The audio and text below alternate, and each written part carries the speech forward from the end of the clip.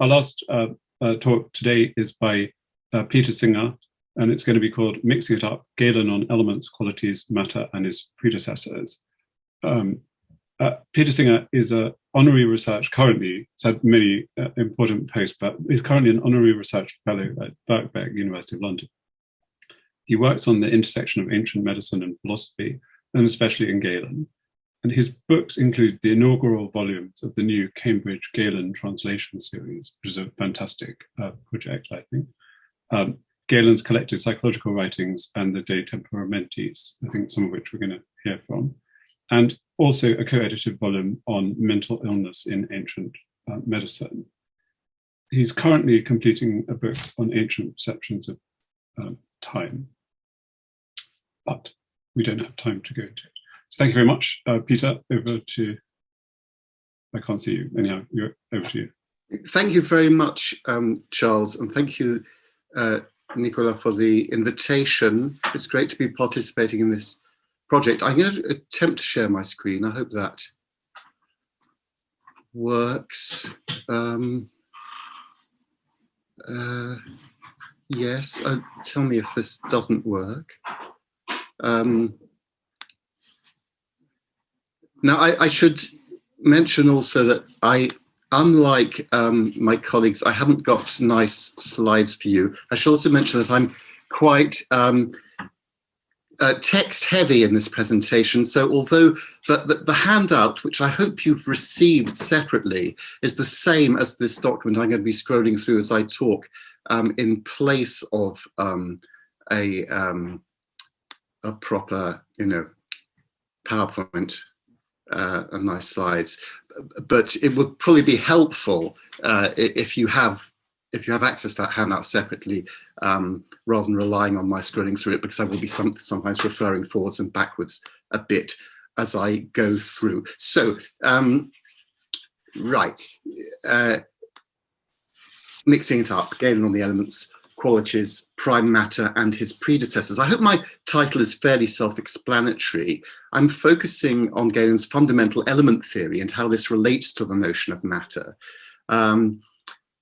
There are other contexts and other ways in which both matter and hylomorphism are important in Galen's work, which we might go to in the discussion, but I'm here focusing on the question of what he fundamentally thinks exists at the physical level, the entities that explain bodies and physical change. And so at the outset, a few broader or contextualizing considerations before we get down to that physical detail. First, as the overall aim of the conference is concerned with the elusive substrate, I thought it might be worth beginning by thinking about some different ways in which a concept may be elusive. And I suggested three here at the beginning of the handout. One, a concept may be elusive in the sense that it's obscure because elliptically, elusively described in the text. And I think, for example, that might be something we think about Plato's original account, just touched on by John there, of matter, or perhaps I should say what later comes to be thought of as matter, which is in a way the foundational text for the whole notion of prime matter. Secondly, the concept may be elusive because it's admittedly elusive on the part of the author, difficult to grasp even though it's discussed in detail in the text. I would give us an example there, the way Plotinus discusses matter in Ennead 3:6, among other places. It's a concept which the author admits as elusive, but still tries to grasp with and conceptualize for us. And then the third sense is that in which the conception in question is not fully, or perhaps even at all, developed in the author's thought and may not be central to his system. Well, rather than go any further in discussing who that might apply to, I just put those three possibilities out there and leave them hanging, perhaps as things to bear in mind as we go on to look at some texts and discussions in detail. So, to Galen. And Galen, writing in the 2nd century CE, is enmeshed and embedded in a long and intense tradition of texts and arguments. So at the risk of huge simplification, I offer this very brief overview, next part of the handout, of some of the key points and moments in the relevant tradition before and contemporary with him. First, Plato has a notion of matter. Again, perhaps I should rather say what we later come to define as matter, which is also described as nurse and receptacle, as formless, difficult to think about, not existing on its own. And things like fire and earth come about as transformations of or in this underlying matter, not stable things in their own right. If we move to Aristotle, clearly we have the form-matter distinction as crucial to his explanations, but he probably, I say this with some trepidation, had no such notion of formless or prime matter. I realise that's a contentious area of Aristotelian interpretation, and certainly above my pay grade, and not something I can get into now, but I think that probably the scholarly consensus and now is that he doesn't actually enunciate the view of prime matter, which is later standardly ascribed to him. And then as for his element theory, he believes the fundamental elements are fire, water, earth, air, or at times, for example, in parts of animals, he talks rather in terms of fundamental related capacities. Those are the hot, cold, wet, and dry. So the Stoics have a notion of a qualityless matter or substance. Again, John has talked about this, which apoios ousia, which gets informed or shaped by God or fire. The elements arise in some, I think, rather obscure way from this process. And famously also the Stoics think that qualities are themselves bodies, and bodies can interpenetrate each other. By Roman imperial times, where we are with Galen, the doctrine of prime matter has come to be fairly standardly attributed to Aristotle, arguably through a harmonization of his views with those of Plato. There's a lot of seepage and interchangeability in the technical language used between philosophical schools now, and and also in summarizing each other's views. For example, interchangeability sometimes between words for matter, substance, substrate. Platonists from Plutarch to Plotinus refer to the ultimate matter of Timaeus as apoios. Again, using that Stoic term. Alexander uses that same term in commenting on Aristotle. At one point, Alexander also describes form as a kind of quality, apoiotes. So there's some commonality of language and some assumed commonality of conceptions, which can create some confusion in trying to work out what people really thought.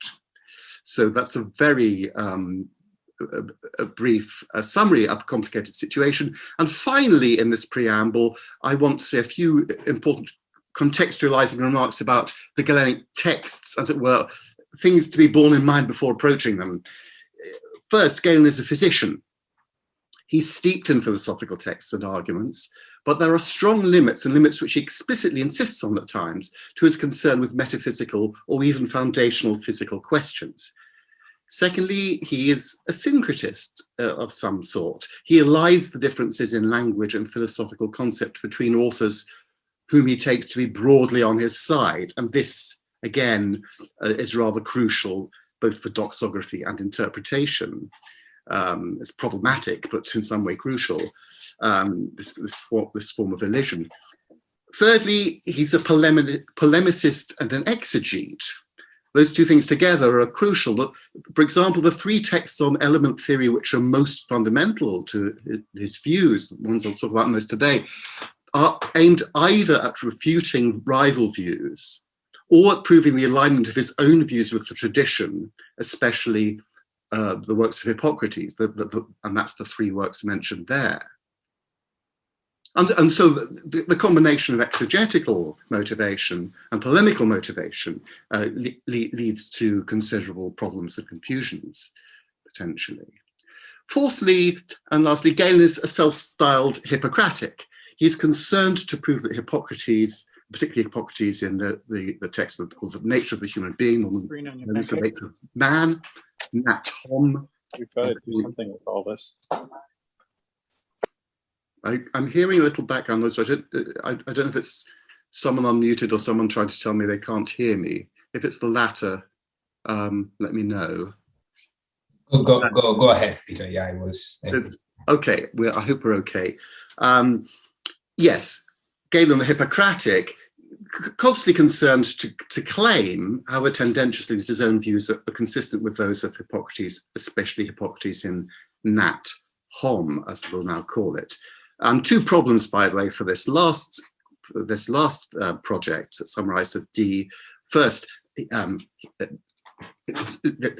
relation to the notion that Hippocrates expounded the element theory of earth, air, fire, and water, well, he didn't in that text. And secondly, Galen himself scarcely uses earth, air, fire, and water as an explanatory model, almost always preferring explanations in terms of the hot, the cold, the wet, and the dry.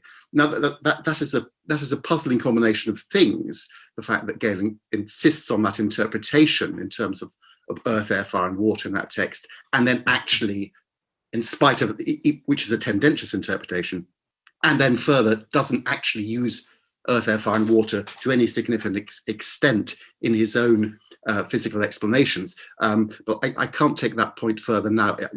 I've explored it to some extent in a forthcoming paper mentioned in the handout, and also Jim Hankinson has talked about it in his 2017 article. Anyway, this brings us to our first text from Book 8 of Doctrines of Hippocrates and Plato, henceforth known as PHP. And at text 1a there on the handout, Galen makes a general remark about the value or relevance of theoretical philosophy in this area. Doctors just don't need to go to the level of fire, water, earth, and air in their accounts. It's the active qualities, as he calls them, in 1b there, text 1b, the drasticae poietetes, hot, cold, wet, and dry, that are of explanatory power in the human body, in health and disease. Now, then, having just further on in the same passage, I just scroll down to you have the right part of that handout, to see all of 1b, having just quoted the core passage from Nat Hom, the Hippocratic text, to the effect that the human body is composed of blood, phlegm, yellow bile, and black bile, not earth, air, fire, and water, Galen says that Plato intended to follow this model when he spoke of fire, water, earth, and air as the constituents. That is to say, it's the fluids, the biles, phlegm, blood, which give the most relevant account of what actually happens in the body in health and disease. And if you look at the last part highlighted in bold here, you can see that we have, in fact, three different levels of elemental physical explanation in relation to the body, which I summarize in this next bit of the handout. We've got the elements, fire, earth, water, air, then we've got the fundamental qualities, hot, cold, wet, and dry, and then we've got the fluids or humours, the biles, phlegm, and blood, which are how they're normally instantiated in the body. It's actually overwhelmingly the second set of these three correlated sets that Galen appeals to most in his physical and medical explanations, though the third set is also of importance. It's of much less importance, actually, the fluids, the humours. Everyone thinks Galen is a humorist. It's not actually as important in his system at all as the hot, cold, the wet, and the dry. We note that Galen further claims that the difference is in a sense semantic, or at least aspectual. Hippocrates was talking about the elements, but he named them by their active qualities, the dry, wet, hot, and cold, just going back to that bit at the bottom of page 2 on the handout. And we note two things here too. Galen admits, or almost admits, that Hippocrates doesn't actually mention fire, earth, water, and air, but only the active qualities, the drasticae poietetes.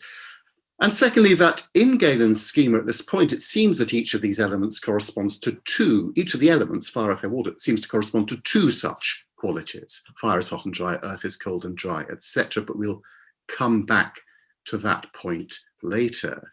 So a move in this first text away from abstract theory and in favor of that which is of medical and empirical value.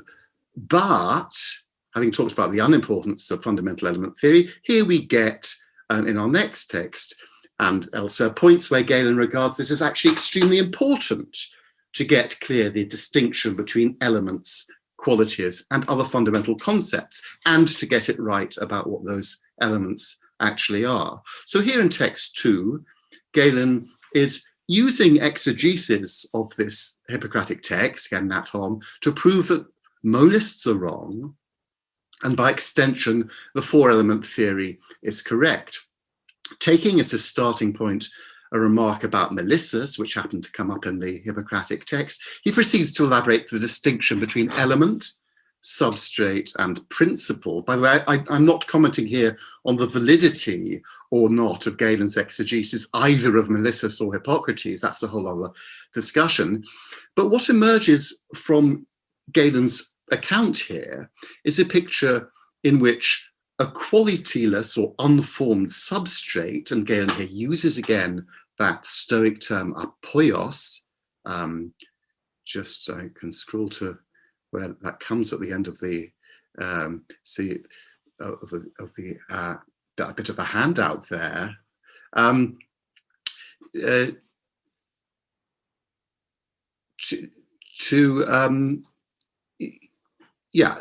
Qualityless substrate receives or takes into itself different qualities, poiotetes. It is the entry of the quality, hotness, coldness, or and so on, in their extreme form into qualityless matter or substrate, if you like, the interaction between quality and substrate, which gives rise to the elements fire, earth, air, and water. So in an important sense, a quality is a prior concept to an element for Galen. Elements are the smallest units within a genus, he says.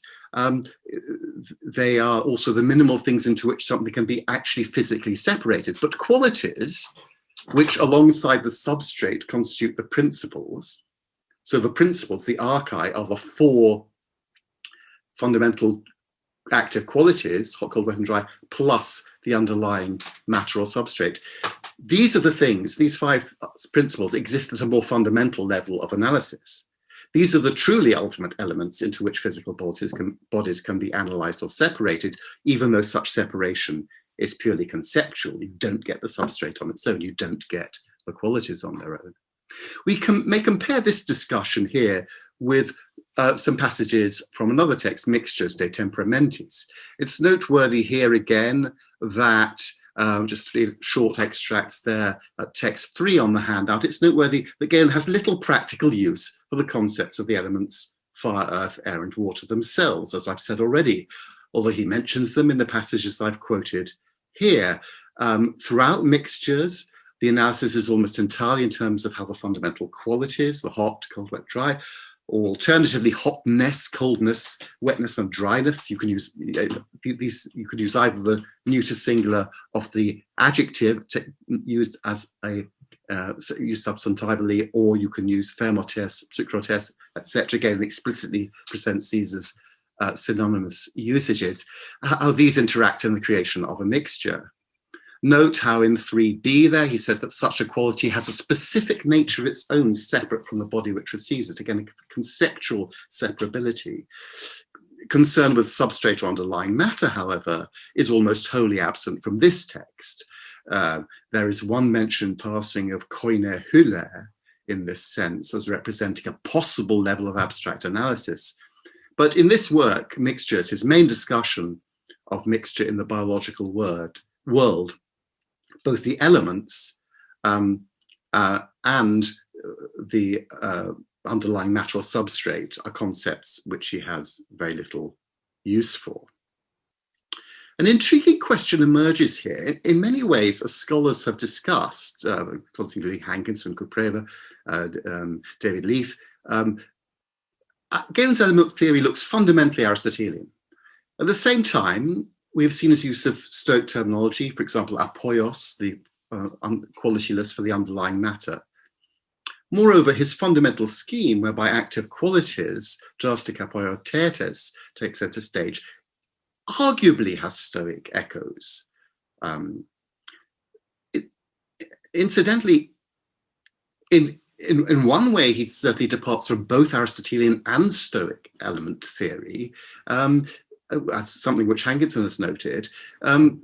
For both of these, for both Aristotle and the Stoics, there's a fundamental division into active and passive principles, whereas Galen largely presents all four, hot, cold, wet, and dry, as equally drastic hypotheses. As we've seen, they're all the active principles in his physics.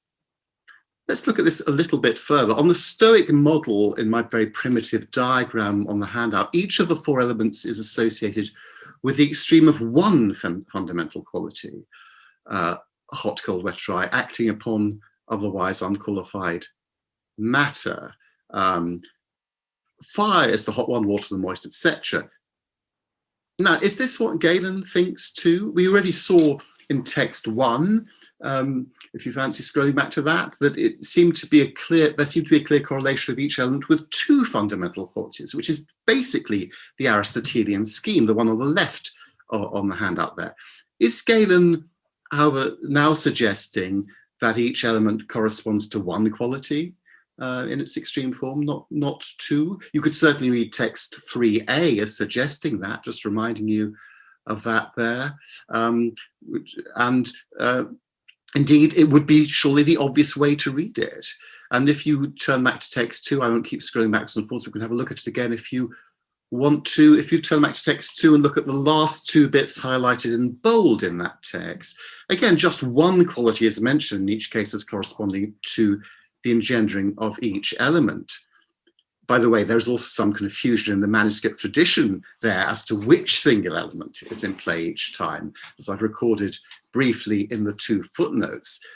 The variants there represent a possible vacillation between Aristotelian and Stoic models. Water corresponds to extreme wetness for the Stoics, whereas it's air, which it corresponds to extreme wetness for Aristotle.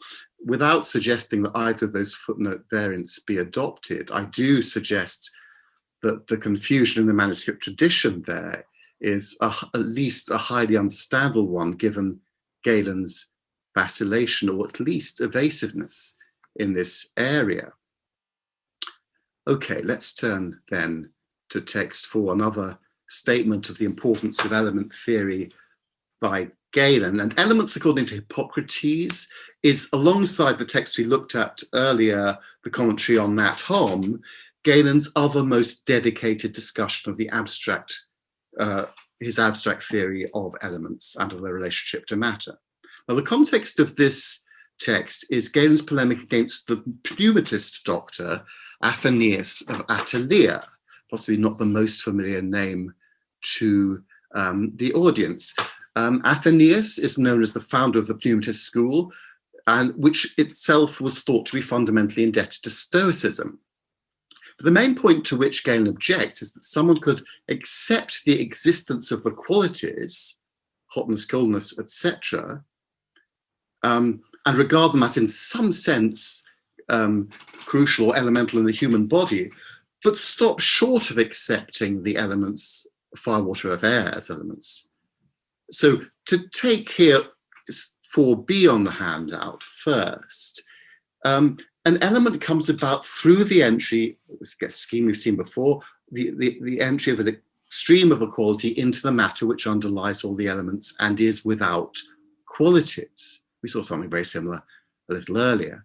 This matter which is without qualities and underlies all the elements is also here described as ungenerated and imperishable, agenetos tekai aphatos. And here again, we seem to be talking about one quality each time. Fire arises from the entry of the extreme hotness into this matter. Now, the question arises here, apart from this question of precisely which element theory he's following, of who he means at the beginning of section B on, 4b on the handout there, in saying that this is the view of all the philosophers whom Athenaeus is eager to follow. So we have here a doxographical question as well as a question of Galen's own theory. One obvious answer is that he must mean the Stoics. Athenaeus is thought to be pneumatist, the pneumatists are thought to be following Stoicism, and indeed this passage was printed by von Arnim as SVF 2408, so is actually taken as a testimony for the Stoic rather than the Galenic element theory. Certainly, the argument here could be read as dialectical. All the philosophers mentioned could be the Stoics that Athenaeus has taken to follow, and then Galen would not be necessarily endorsing the conclusion that he's arguing for. This interpretation seems to me a bit of a stretch for three reasons. First, Galen was capable of saying Stoic here, if that's what he meant. This reads much more like a typical Galenic attempt to characterize a position as generally shared in the tradition, whether or not we find that characterization valid. Secondly, although the whole area of textual testimonies for Stoic element theory in physics, I must say, is a thorny one to navigate, we don't, as far as I can see, find anything very directly similar to this account in our sources for Stoicism. That specific notion of qualities entering unformed matter, than that being an account of how the fundamental elements come about. And thirdly, the position outlined here seems, as we've now seen, quite closely in accordance with Galen's own account of his views in other texts. Moreover, while the specific notion of one quality as corresponding to each bodily element may be thought to be Stoic, it seems difficult to argue away Galen's commitment to it too.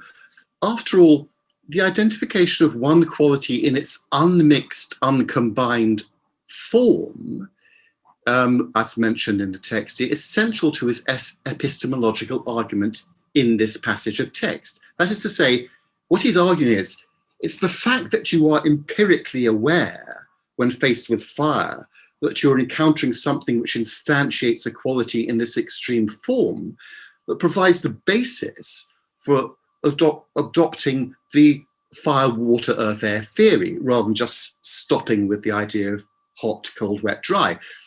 Since Galen's argument here is what he takes to be an inescapable inference from plainly observed perceptible qualities, it's difficult to see how that could be extended to the Aristotelian model. That is, how on the basis of an argument which relies on a perception of a single quality in its extreme form, and the connection of that perception to the elements, fire, water, etc., could we end up positing that each element combines two such qualities?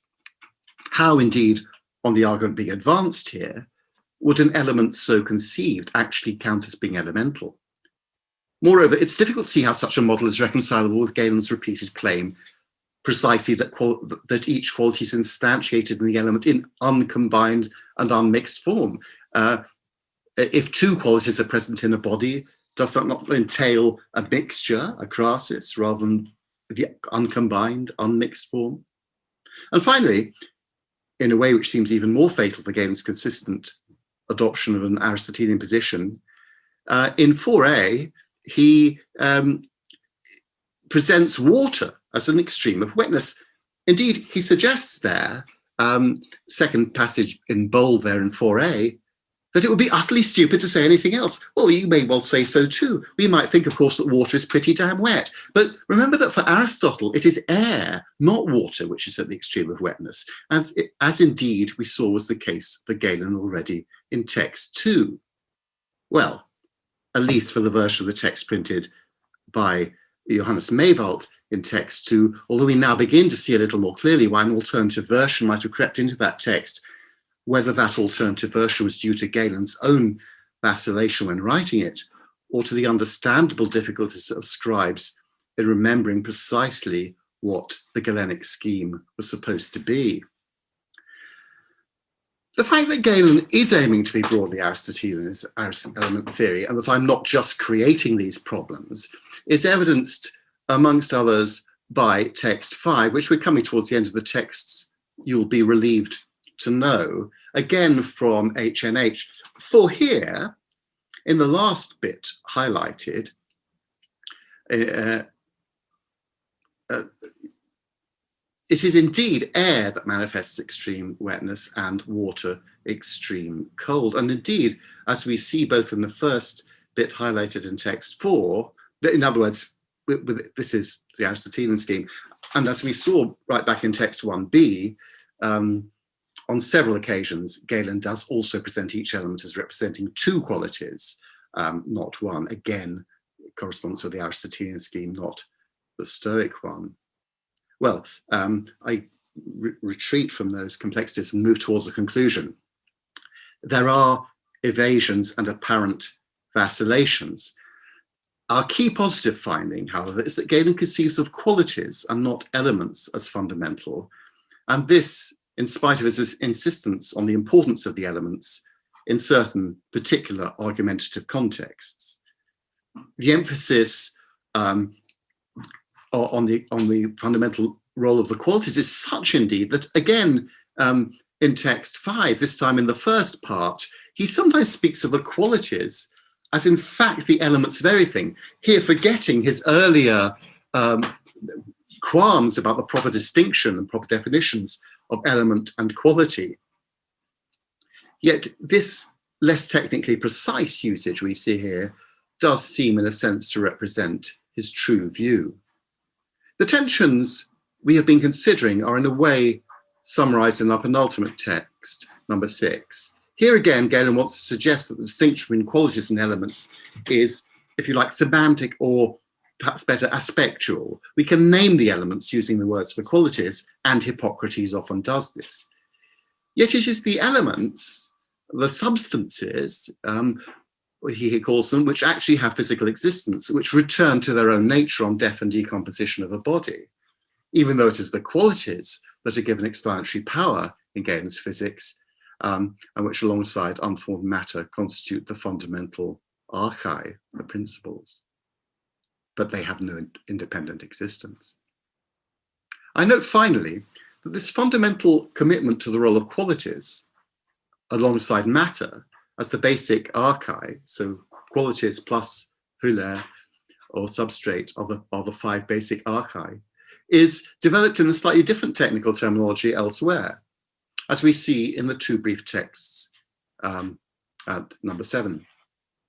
There are points at which Galen speaks of these active qualities rather in terms of powers or capacities, dynamis, and in terms of form, eidos. Both moves are unsurprising, given, again, the Aristotelian framework within which Galen is at least partially operating, and given what has been said so far about the causal role accorded to the qualities. Well, I don't have time to pursue that further today, and in fact, Galen's invocation of form in such a context is comparatively rare. Well, it will seem frivolous to say that Galen has made a mix of the Platonic, Aristotelian, Stoic, and indeed Hippocratic views on the elements, and that the mixture has been not very thoroughly blended. What is true, and perhaps of more interest for understanding of Galen's intellectual interests and methodology, is that Galen most of the time, albeit with some dialectical wobbles, presents a fairly robust and consistent view whereby it is the basic perceptible qualities or capacities, hot, cold, wet, and dry, through their interaction and mixture, which explain the properties and states of the biological world, and of the human body in particular.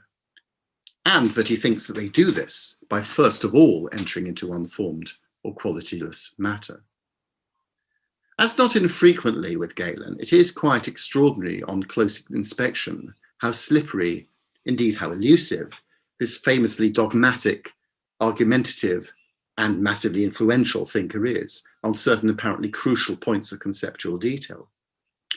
It's important to recognize that neither prime matter, nor indeed theoretical physics proper, is central to his medical philosophical system.